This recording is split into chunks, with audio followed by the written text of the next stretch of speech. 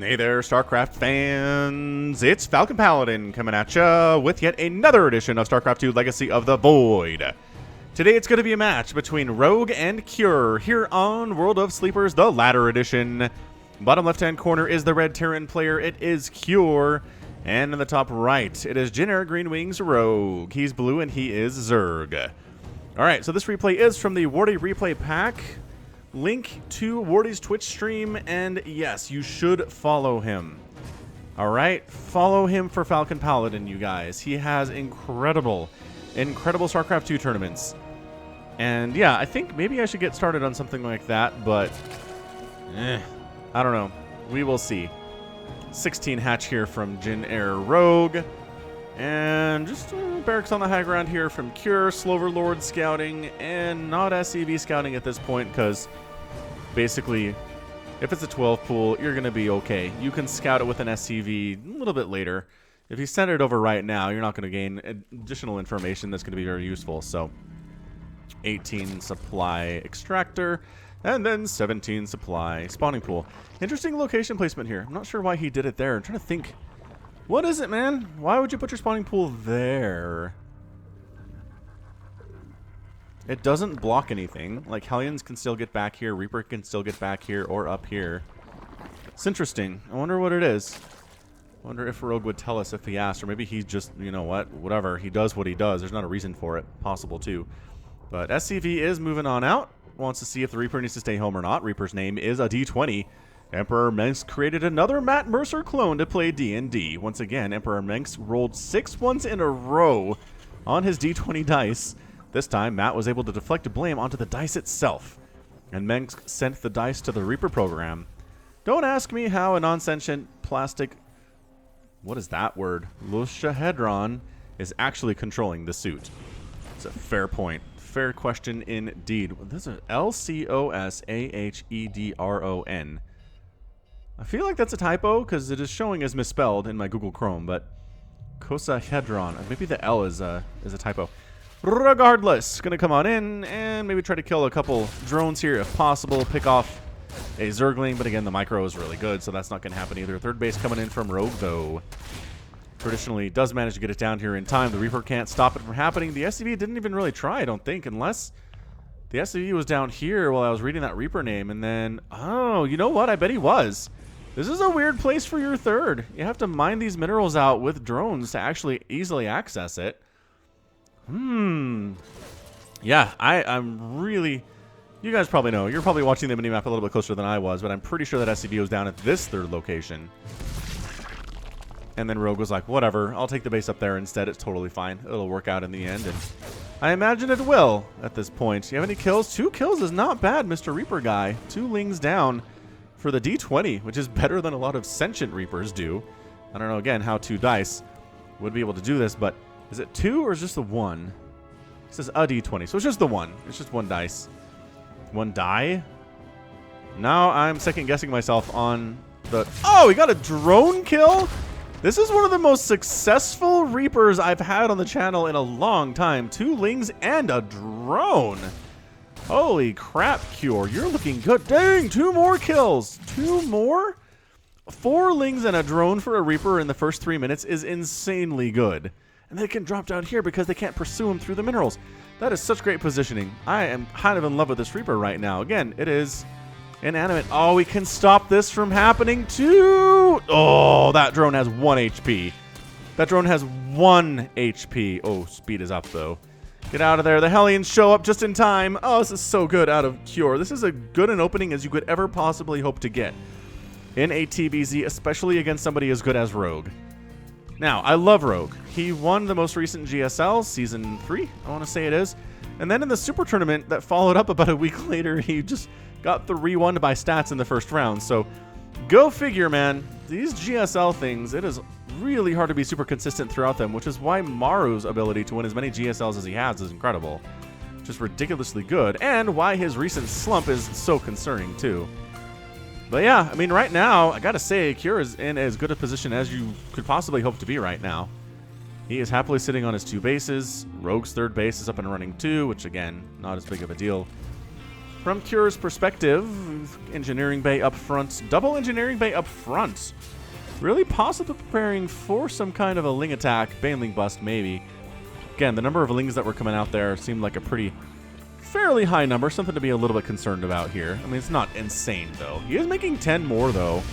He's going to try to hold this with Lings and Queens, which should be fine. Lings and Queens on creep versus Hellions and a Reaper should be able to hold it. Meanwhile, Banshee does cruise on over, try to get some stuff done, but you don't have Cloak. So a couple drones will go down, but the Banshee also dies at the same time. So 3 drones actually. Did manage to sneak out that third. That's pretty good, man. 4 drones down in the first 5 minutes is a pretty big deal. Now, I do have my theory about CVP, wherein if you kill 10 drones in the first 10 minutes of a PvZ, you win. I don't know if it applies for Terran, though. How many drones do you think you have to kill to have a really fantastic chance of winning the game from that point on? I don't think 3 does it. I don't think 3 drones does it at all. Although, those early Lings, that required more Lings to be built. That should have been drones. So, I mean, Cure at this point looking pretty good for himself, I gotta say. And again, losing the Banshee's a problem. Losing a couple Hellions is a problem too, but otherwise fine. Third base done for Cure, mining out his own wall so we can access it more easily. This is the most wall mining out I've seen in one game, honestly. Haven't cast many games on World of Sleepers, to be honest, but regardless, it's a lot of mining. Medivacs unloading, pushing on out, ready to stim forward and kill this Overlord. That Overlord is not making it home. Goodbye. And these creep tumors too. 4 fresh tumors down hurts. That hurts. You want those tumors to spread that creep, especially on a map as big as this one is. Look at this Overlord. He's like, no. More tumors down. These Lings want nothing to do with these Marines. This is kind of incredible. Then the Banelings show up and now the Marines are like, all right, tides have turned. Let's pull back. Rogue rather. Keep calling him Jenner Rogue because that's what it says down there, but it's Rogue. Taking a 4th base down south, but Cure's 3rd base is already up and running. So, I mean, Cure is, again, as up as you can possibly hope to get. Spire, just about done here from Rogue. Probably for some Corruptors. The 1-1 here for the melee, the ground melee, indicates that we are definitely going to see Broodlords at some point. That quick Spire is a pretty good tell. Infestation Pit should be fairly soon, too. Attack up the front, attack down the south. There are some Widow Mines in the mix there. Trying to figure out where drones were dying here. Didn't see it. I have no idea where those drones died. Good positioning here from Cure, too. Holy smokes, he's looking great. Looking really great. Overlord again. Overlord down. Rogue is not supply block, but he's pretty close to it. And it's going to be 10 Mutas. I thought we'd get Corruptors here, but actually going for Mutalisks in the ZVT is Rogue. I'm very interested to see how that goes for him. Widowmine's getting some decent hits off before they go down, of course. Oh, did he save that one? He saved the one. He saved the one Widowmine that is red as it can be. All right, so I mean, if you're going Mutas, then you want some turrets up back home if you are the Terran player, and he has started to brew some now. Also starting some Thor production, going for Drilling Claws for his Widowmines. This group is dead. And as the Lings and Mutas found it and surrounded it and murdered it, and that was actually broadcast live to this group down here, so these Marines and Medivacs are like, could we just pull back a little bit, maybe? That sounds like it'd be great. Army supply pretty even at this stage was just not bode well for the Zerg player. You want to be up to have a good chance to win this game. But Infestation Pit coming in at 8.5 minutes.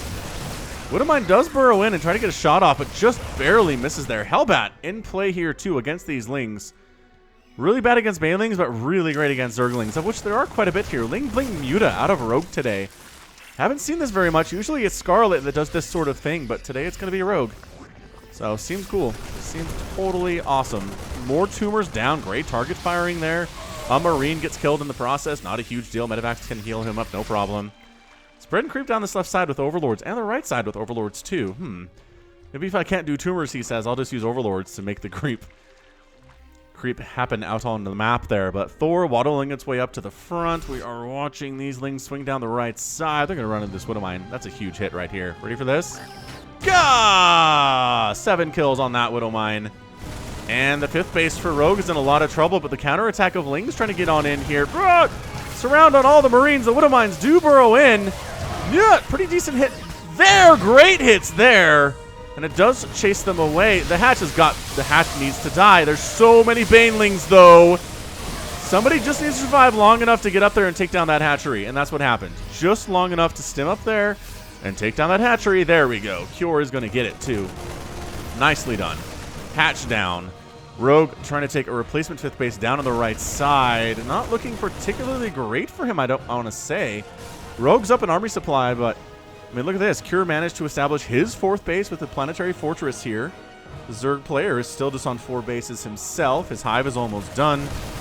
Pushing up the ramp right now. Cure doesn't want to overextend, right? He's made some really good victories. Made some really good progress in winning this game, but you don't want to throw it away by losing most of your army in an ill-conceived push up a ramp, right? Don't do that.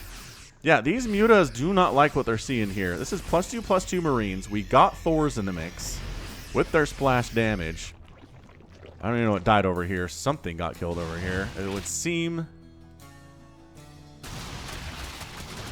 Debris getting knocked down. Cure pushing up this right side. Ultralisk Cavern. It is going to be an Ultralisk Cavern and not actually a Greater Spire. At least not yet. At least not yet. All right, counterattack. Lings and Mutas at the front door. They're going to try to cancel that 3-3 for Cure, which is a big deal. Banelings. Oh, the Widowmine shot on the Banelings was massive. That hurts immensely. However, this is still going on at the front door. Units are coming out to try to stop it, and they are shoving the Zerg units away. But this hatch is down. Rogue is not being allowed to take a 5th base. He did manage to take one to the 12 o'clock position, which is fantastic. 8 SCVs died there, but again, Cure can absorb worker hits a little bit more readily thanks to the mules that exist. Oh, another Widowmine shot. These Widowmine hits. There's another one. Bam! So this group is in a lot of trouble, but killing that hatchery was a big deal and totally worth it for Cure. North base has been scanned. Those are changelings. I keep thinking those are Marines. I don't know why they show up as red on the minimap for casting. On the replay, they should totally show up as blue, I think. I don't know. Let me know what you think in the comments here. Cure's going for a 5th base of his own up along this left side. His timings have been pretty top-notch fantastic in this game.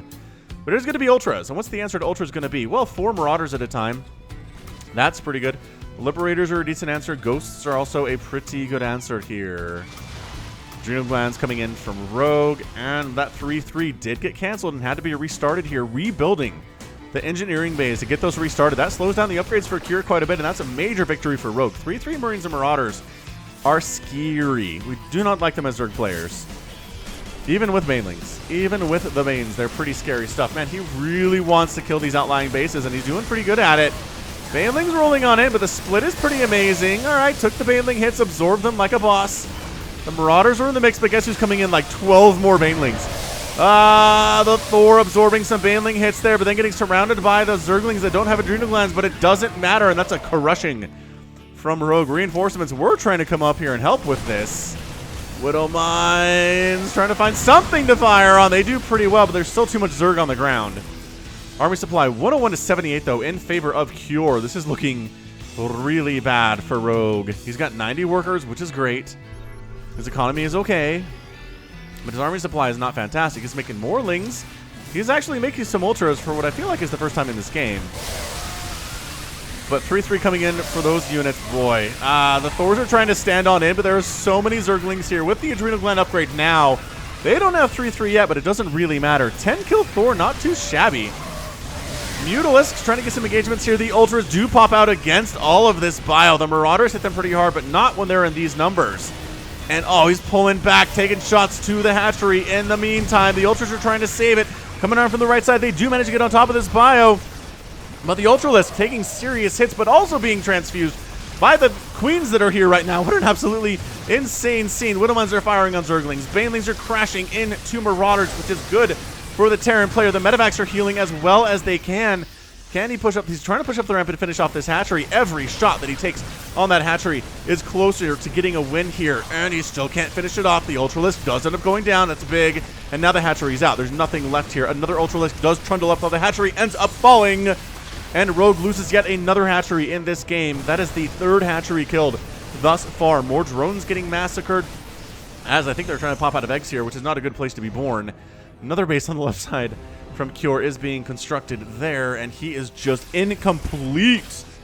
Complete control here versus Rogue. Army supplies 124 to 58. Ultras, Banelings coming on in.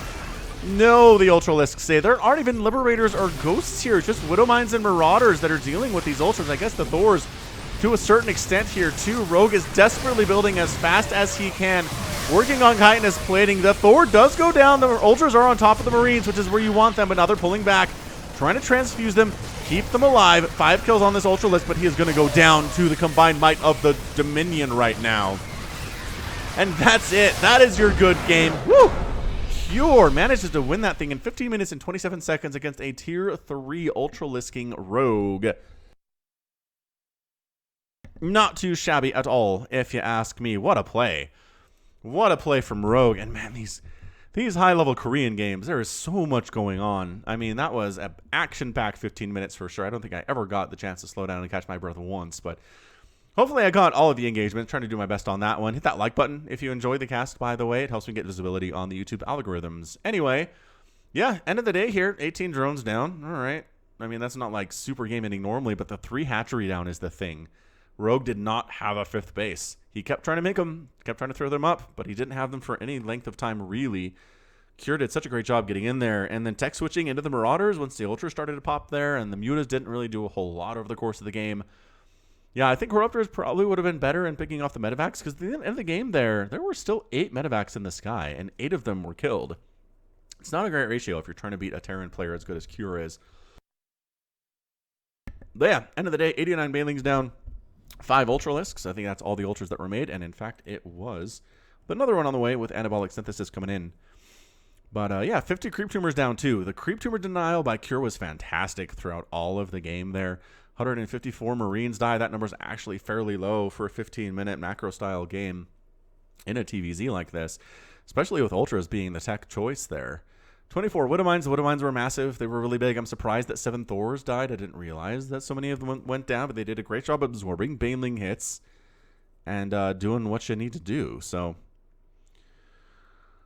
hoorah! Good stuff. Good stuff today. Really, really enjoyed casting this. And yeah, that's going to be it for me. This has been Falcon Paladin casting yet another StarCraft 2 episode. And leave a comment if you enjoyed this cast. All right, so hit that like button, hit that subscribe. And yeah, you can find me in Twitter, Facebook, Patreon, and Twitch, all at /Falcon Paladin. And until next time, as always, thanks for hanging out with me today. Thank you for joining me in this cast, and you take care of yourself.